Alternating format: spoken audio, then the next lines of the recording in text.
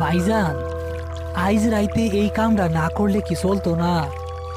আসমান তো মেঘে কালা হয়ে আছে, আর নদীর পাড়ের এই গোরস্থানটা এমনিতেই সুবিধার না।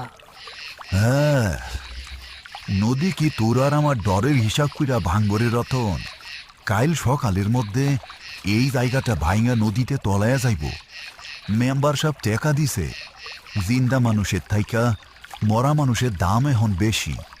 নে কামে লাগ। কিন্তু ভাইজান, রাত বিরাতে পুরানা কবর খুইরা লাশ তোলা, আমার তো হাত পা অবশ হইয়া আসতেছে। যদি কিছু বাই হইয়া আসে? আরে বাইর হইব আবার কি? মরা মানুষ মাটিতে মিশা যায়, হাড্ডিগুলা ছাড়া আর কিচ্ছু থাকে না। ৩০ বছর ধইরা মাটি খুঁড়তাছি। জিন্দা মানুষরে যদ্দূর ভয় পাস, মরা মানুষরে তার কানা করিও ভয় পাবি না। ওরা কিচ্ছু করতে পারে না। যা, ওই শিমুল গাছের গোড়ার কবর চায় কোদাল দেওয়া শুরু কর। ইনি হচ্ছেন করিম শেখ। গোরখোদক হিসেবে তার নাম ডাক আশেপাশের 10 গ্রামে। কবর খোঁড়া, বেওয়ারিশ লাশ দাফন করা, কিংবা নদী ভাঙনের সময় পুরনো কবর থেকে হাড়গোড় তুলে নতুন জায়গায় দাফন করা, এসব তার কাছে ডাল ভাত। মৃত্যু বা পচনশীল শরীর নিয়ে তার কোনো আবেগ নেই। অন্যদিকে রতন একদম নতুন।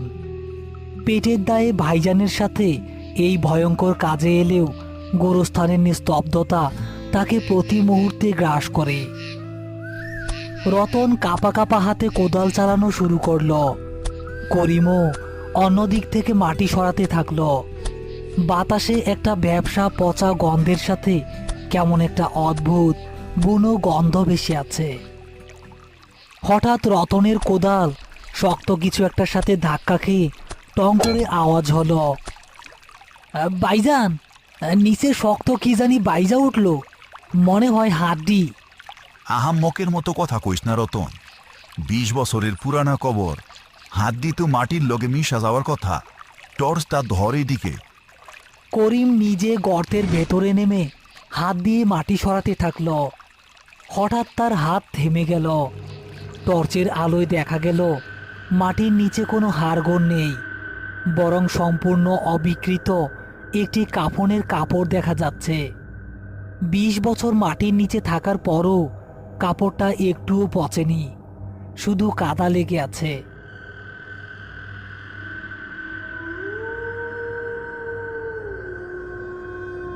রাত তখন 12:30। মেম্বার সাহেব ছাতা মাথায় দিয়ে সেখানে এসে পৌঁছালো। তার সাথে একজন পাহারাদার। করিম আর রতন মিলে সেই অবিকৃত কাফনে মোড়ানো লাশটা বাঁশের খাটিয়ায় তুলে রেখেছে। রতনের মুখ ভয়ে কাগজের মতো সাদা হয়ে আছে। কি অবস্থা করিম? কাজ কত দূর? এই একটা কবরের জন্যই তো যত ঝামেলা। নদীর যা রূপ, আইজ রাইতেই মনে হয় সব শেষ হয়ে যাইব। মেম্বার সাহেব, একটা ঝামেলা হইছে। এইটা কার খবর ছিল?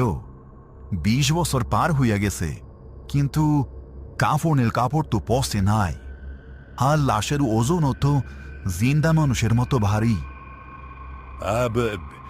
কি কবিগুলা? এইটা তো ওই পাগলা ফকিরের কবর। গ্রামের মানুষে কইতো লোকটা নাকি কালা জাদুকরা ছিল। মরার পর কেউ তারে ছুঁইতে চায় নাই।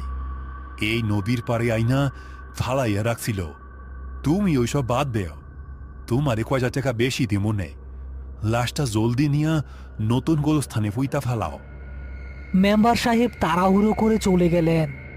করিম আর রতন খাটিয়া তোলার জন্য দুই পাশে দাঁড়ালো। ভাইজান, আমার কথা শুনেন, এই লাশ এইখানেই ফালাইয়া থইয়া চইলা যায়।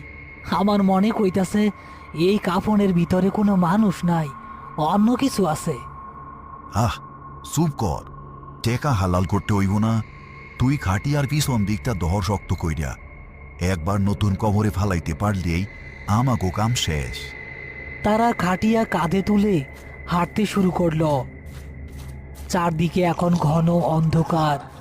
নদীর গর্জন আরো বেড়েছে। হঠাৎ ঝিরঝির করে বৃষ্টি পড়তে শুরু করলো। করিম সামনে আর রতন পেছনে। তারা খাটিয়া কাঁধে নিয়ে একটি বাঁশবাগান পার হচ্ছে। রতনের মনে হচ্ছে কাঁধের ওপরের লাশটা যেন প্রতি কদমে একটু একটু করে ভারী হচ্ছে, যেন কাফনের ভেতরের জিনিসটা ফুলে ফেপে উঠছে। হ্যাঁ, ভাইজান, খাটিয়াটা একটু নামাই, আমার কাঁধ ছিঁড়া যাইতাছে। এত ওজন তো একটা মরা মানুষ হইতে পারে না। আরে আর একটু পর, একটু কষ্ট কইরা দইরা রাখ। হঠাৎ বাঁশবাগানের ভেতরের বাতাস একদম থেমে গেল। রতনের মনে হলো তার ঠিক কানের কাছে কেউ একজন ভারী নিঃশ্বাস ফেলছে। সে আর চোখে খাটিয়ার দিকে তাকালো। টর্চের আলো সরাসরি লাশের ওপর পড়ছে না, কিন্তু আবছা আলোয় সে যা দেখতে পেল তাতে তার রক্ত হিম হয়ে এলো। কাফনের কাপড়ের বুকের কাছটা ধীরে ধীরে একবার ফুলে উঠছে, আবার নামছে, ঠিক জ্যান্ত মানুষ যেভাবে নিঃশ্বাস নেয়। ইয়া আল্লাহ, ভাইজান, লাশ তো নিঃশ্বাস নিতেছে। খাটিয়াটা এক পাশ কাত হয়ে মাটিতে পড়ে গেল। করিমও ধাক্কা খেয়ে পড়ে যেতে যেতে নিজেকে সামলে নিল। তোর আজকে আমি হাড্ডি গুড়া করমু রতন, কাম চোর কোথাকার। বিশ্বাস করেন ভাইজান, আমি নিজে দেখছি ওইটার বুক নড়তা ছিল। করিম রাগে গজগজ করতে করতে লাশের কাছে গেল। সে টর্চের আলোটা সরাসরি কাফনের ওপর ফেলল। সব কিছু স্থির, কোনো নড়াচড়া নেই। কই কি নড়তাছে? সব তোর চোখের ভুল। খাটিয়া ধর জলদি। করিম যেই খাটিয়ার বাঁশটা ধরতে যাবে, ঠিক সেই মুহূর্তে কাফনের ভেতর থেকে একটা বিকট শব্দ হলো, ঠিক যেন শুকনো হাড় চিবানোর মতো মটমট আওয়াজ। করিম চমকে 2 কদম পিছিয়ে গেল। টর্চের আলোয় দেখা গেল কাফনের কাপড়ের ভেতর দিয়ে একটা হাত বেরিয়ে এসেছে, কিন্তু সেটা কোনো মানুষের হাত নয়।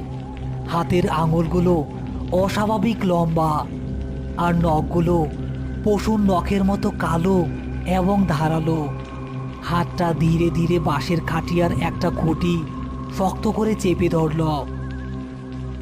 ও ভাইজান গো, এইটা কি? হঠাৎ করেই কাফনের ভেতর থেকে একটা ফ্যাঁসে বহু বছরের পুরনো ভাঙা গলার আওয়াজ ভেসে এলো।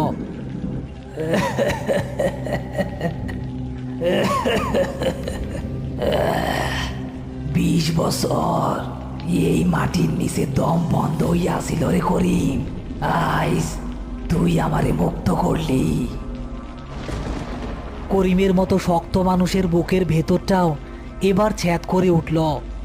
তার 20 বছরের অভিজ্ঞতায় সে বুঝতে পারল এই জিনিসটা যাই হোক না কেন, এটা শুধু একটা লাশ নয়, এটা মৃত্যু পার হয়ে আসা একটা অশুভ অভিশাপ। খাটিয়ার ওপর পড়ে থাকা কাফনটা এবার ভেতর থেকে ফেটে যাওয়ার মতো আওয়াজ করে ছিঁড়ে গেল। টর্চের আলো মাটিতে পড়ে আছে, আর সেই আবছা আলোতে দেখা গেল একটা বীভৎস দৃশ্য। 20 বছর মাটির নিচে থাকার পরও লোকটার শরীরের চামড়া পচেনি, বরং কুঁচকে গিয়ে গাছের ছালের মতো শক্ত আর কালো হয়ে গেছে। তার চোখ দুটো কোটর থেকে বেরিয়ে আসার মতো, আর চোখের মণি বলতে কিছু নেই, পুরোটাই ঘোলাটে হলুদ। লোকটার ঠোঁট কাটা, যার ভেতর দিয়ে ধারালো হলদেটে দাঁত বেরিয়ে আছে। ভাইজান, ভাইজান, ও আল্লাহ, আল্লাহ আমারে বাঁচান, আমারে বাঁচান। করিমের সারা জীবনের সাহস যেন এক মুহূর্তে উবে গেছে।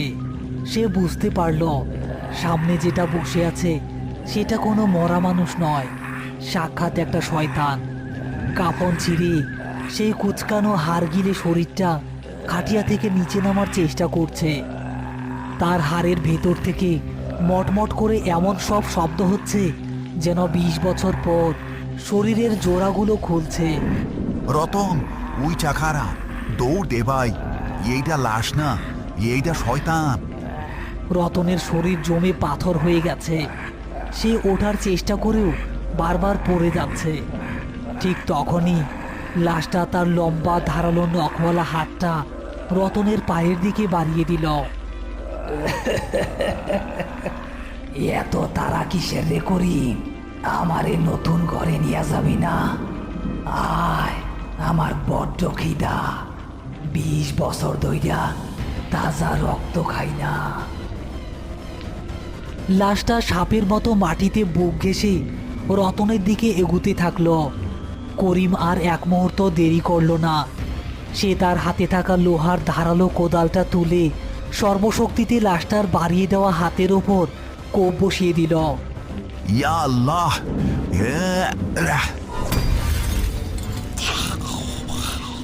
যা শয়তান, দূর হ! কোদালের কোপ লাশটার হাতে লাগতে একটা বিকট ধাতব শব্দ হলো, যেন পাথরে লোহা আঘাত লেগেছে। লাশটার হাত কাটলো না, কিন্তু লোহা লাগার কারণে সেই তীব্র যন্ত্রণায় একটা পৈশাচিক চিৎকার দিয়ে উঠল। শব্দটা এতই তীক্ষ্ণ যে রতনের কানের পর্দা মনে হয় ফেটে যাবে। এই সুযোগে করিম রতনের কলার চেপে ধরে হেঁচকা টানে তাকে দাঁড় করিয়ে দিল। দৌল হারামজাদা, জানিয়া ভাগ! করিম আর রতন বাঁশবাগানের কাদা জলমাখা রাস্তা দিয়ে পাগলের মতো দৌড়াতে থাকলো। তাদের পেছনে সেই পৈশাচিক চিৎকার আর মাটিতে ভারী কিছু একটা ঘেঁষটে ঘেঁষটে এগিয়ে আসার শব্দ শোনা যাচ্ছে।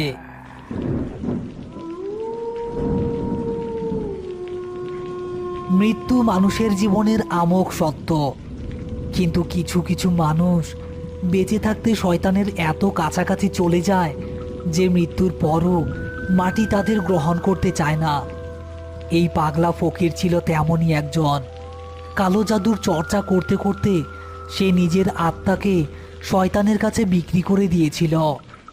আজ নদী ভাঙনের কারণে তার কবর উন্মুক্ত হয়ে যাওয়ায় সেই অশুভ শক্তি আবার জেগে উঠেছে। করিম আর রতন দৌড়াতে দৌড়াতে গ্রামের সীমানার কাছে চলে এসেছে। রতনের পা আর চলছে না। সে হাঁপাতে হাঁপাতে মসজিদের বারান্দার সিঁড়ির কাছে আছড়ে পড়ল। করিমও কোদাল হাতে হাঁপাচ্ছে। তারা পেছনে তাকিয়ে দেখল বাঁশবাগানের অন্ধকার থেকে দুটো হলুদ চোখ জ্বলজ্বল করতে করতে তাদের দিকেই এগিয়ে আসছে। লাশটা হাঁটছে না, বরং তার হাত ও পায়ের ওপর ভর দিয়ে মাকড়সার মতো অবিশ্বাস্য দ্রুত গতিতে ছুটে আসছে। ভাইজান, ও তো আইসা পড়ল, আমা গোয়ার রক্ষা নাই। হুজুর, হুজুর! ও ইমাম সাহেব, দরজা খুলেন, জিন্দা লাশ বাইর হইছে। ভেতর থেকে দরজা খোলার কোনো শব্দ হলো না। করিম বুঝতে পারল এত রাতে ভেতরে কেউ নেই, বা বৃষ্টির শব্দে কেউ শুনতে পাচ্ছে না। ওদিকে জ্যান্ত লাশটা মাঠ পার হয়ে মসজিদের সীমানার ঠিক কাছাকাছি চলে এসেছে। কিন্তু হঠাৎ সে থমকে দাঁড়ালো। মসজিদের পবিত্র সীমানার ভেতরে সে পা রাখতে পারছে না। তার হলুদ চোখ দুটো রাগে আর ক্ষোভে জ্বলজ্বল করছে। লাশটা সীমানার বাইরে থেকে তার লম্বা নখ দিয়ে মাটি খামচে ধরে আছে। করিম বুঝতে পারল তারা আজ রাত পার করতে পারবে না। মসজিদের ভেতরে ঢুকতে না পারলেও সারা রাত এখানে বসে থাকা সম্ভব নয়। আর মেম্বার সাহেব বা গ্রামের কেউ এই বৃষ্টির রাতে তাদের সাহায্য করতে আসবে না। রতন, ডর পাইস না। লোহা আর আল্লাহর কালাম, এই দুইটাই শয়তানের জম। আমার লোকে আয়াতুল কুরসি পড়তে থাক। করিম চোখ বন্ধ করে বৃষ্টির মধ্যে আয়াতুল কুরসি পড়তে শুরু করলো। রতনও কাঁপা কাঁপা গলায় তার সাথে যোগ দিল। কোরআনের আয়াত শোনার সাথে সাথে লাশটা যেন পাগলের মতো হয়ে গেছে। সে নিজের মাথা মাটিতে ঠুকতে থাকে আর বীভৎস চিৎকার করতে থাকে। হঠাৎ করেই করিমের মাথায় একটা বুদ্ধি এলো। সে জানে এই শয়তানকে মাটিতে পুঁতে লাভ নেই। মাটি তাকে আগেই অস্বীকার করেছে। একে একমাত্র মেঘনার উত্তাল জলরাশি গ্রাস করতে পারবে। শোন রতন, আমি ওরে নদীর পারে টাইনা নিয়ে যাবো, তুই এইখানেই থাকবি।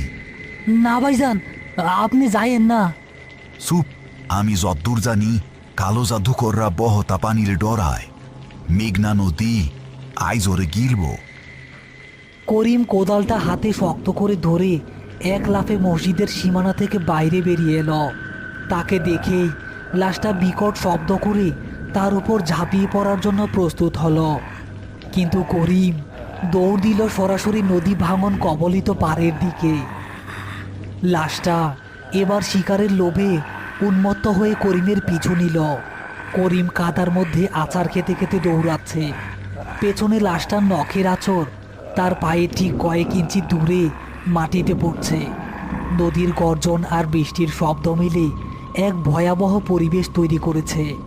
করিম একেবারে নদীর পাড়ে, যেখানে মাটি ফেটে ভাঙনের সৃষ্টি হয়েছে, সেখানে এসে দাঁড়ালো।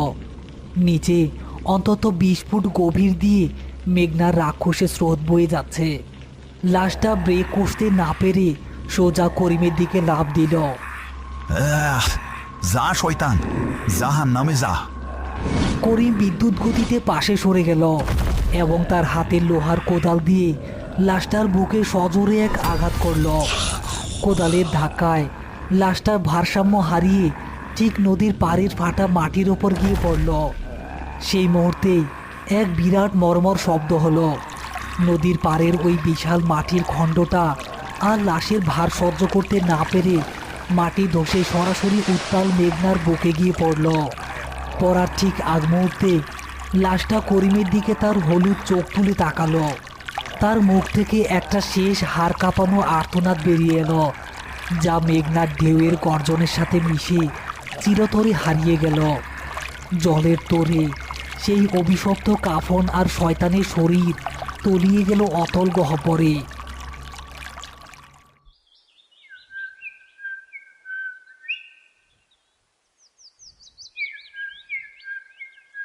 কি খবর করিম? রাইতে তো বিশাল তুফান গেল, তোমাগো কাজ তো শেষ করতে পারো নাই মনে হয়। নদীর যা ভাঙনা ছিল, পুরানা গোরস্থানের কিছুই তো আর বাকি নাই। ওই পাগলা ফকিরের কবরটাও নদীতেই গেছে, তাই না? জি মেম্বার সাহেব, নদীতেই গেছে। মাটি জানিতে চায় না, মেঘনা তা ঠিকই নিজের পেটে টাইনা নিয়ে যায়। রতন করিমের দিকে তাকালো। তার মনে পড়ে গেল কাল রাতের সেই হলুদ চোখ আর মটমট করে হাড় ভাঙার শব্দ। সে একটা বড় ঢোক গিলে চায়ের কাপটা নামিয়ে রাখল। সে জানে জীবনে আর কোনো দিন সে গোরস্থানের আশেপাশেও যাবে না। কিছু কিছু রহস্য নদীর গভীরেই লুকিয়ে থাকা ভালো। মেঘনা নদী যেমন মানুষের ঘরবাড়ি ভাঙে, তেমনই হয়তো কখনো কখনো অশুভ শক্তিকেও নিজের অতল গহ্বরে ডুবিয়ে দেয় মানুষেরই সুরক্ষায়। মেঘনার চরে বেওয়ারিশ লাশ হয়তো আর কখনো ফিরে আসবে না, কিন্তু মাঝরাতে বাঁশবাগানের ভেতর দিয়ে যখনই দমকা হাওয়া বয়, করিমের আজও মনে হয় কেউ একজন খুক খুক করে কাশছে।